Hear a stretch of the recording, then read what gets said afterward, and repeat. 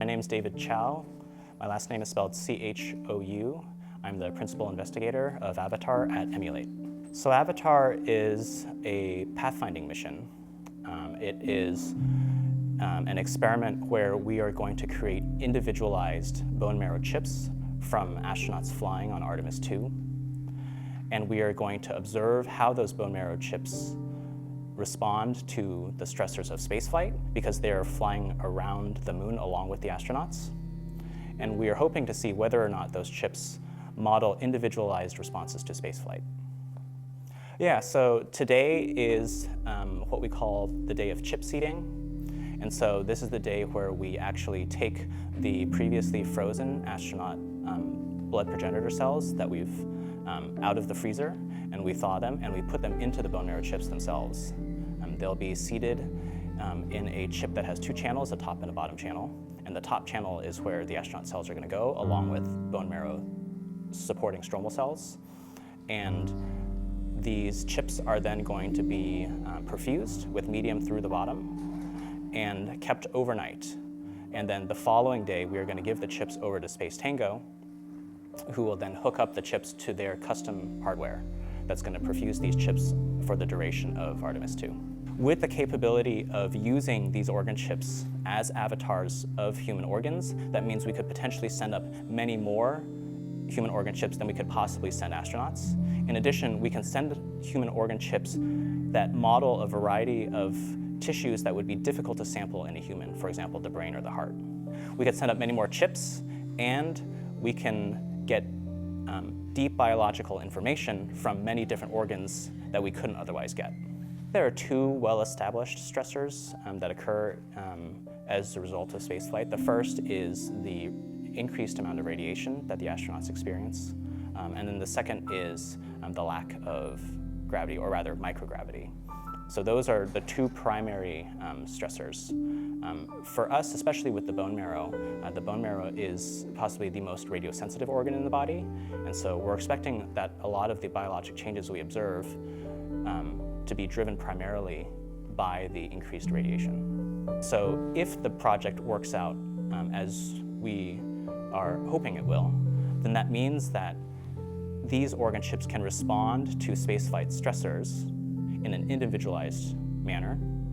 And that has potential implications for how we do, for example, clinical trials in the future. It has implications for how we test drugs, both for efficacy and toxicity in the future. And I think that's the primary potential application for how this project could affect medicine here on Earth. So when we were developing the bone marrow chip, we tested our model system against standard suspension cultures, which are what are widely used in the field. And what we found is that if you study how the bone marrow chips respond to drugs, we can model human drug exposures in a way that you couldn't do in standard suspension culture. And we see and we are able to more accurately predict how the human bone marrow responds to drugs as a result of that. The thing is, standard suspension cultures are really only single cell types in a 96-well plate or some other type of petri dish,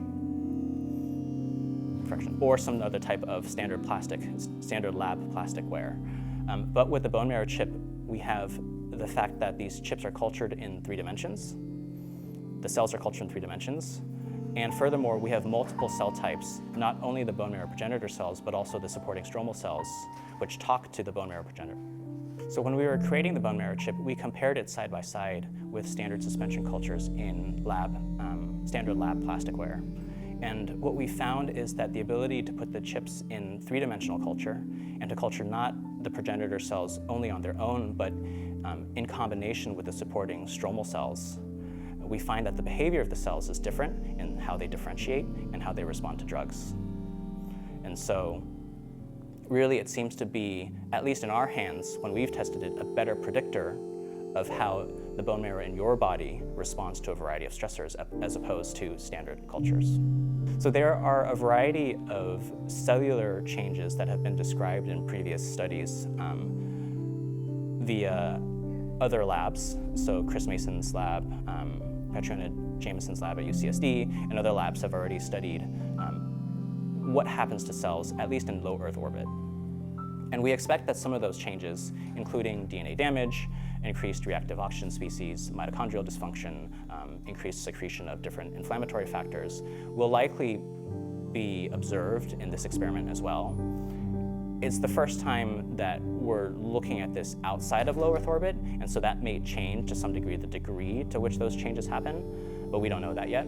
And we're also studying types of cells that haven't been well studied in the past, because we're looking at the process of hematopoiesis. And so almost all the studies previously have looked at mature cells circulating in the blood.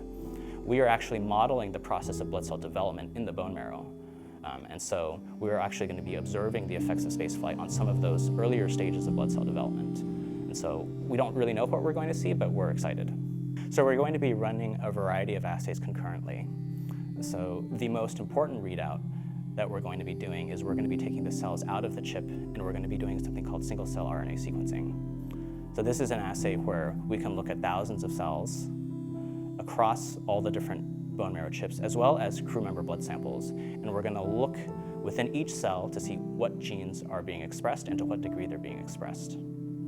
And the other assays that we're going to do include staining the cells for a variety of DNA damage markers. We're also going to be looking in the plasma of the astronauts and potentially the outflows of the bone marrow chips to see if there are inflammatory cytokines that have been secreted. What's the long-term vision for this technology in space health research? So I think NASA probably has a variety of plans for the organ chips. From my view, my understanding is that they are very interested in testing whether or not these chips can respond in an individualized fashion to spaceflight. And so this means, for example, that you could send chips from people who are much older or much younger than the typical astronaut. You could send chips from people with a variety of medical comorbidities. And so you can get a much better understanding of how the general population will respond to spaceflight in a way that you couldn't do otherwise.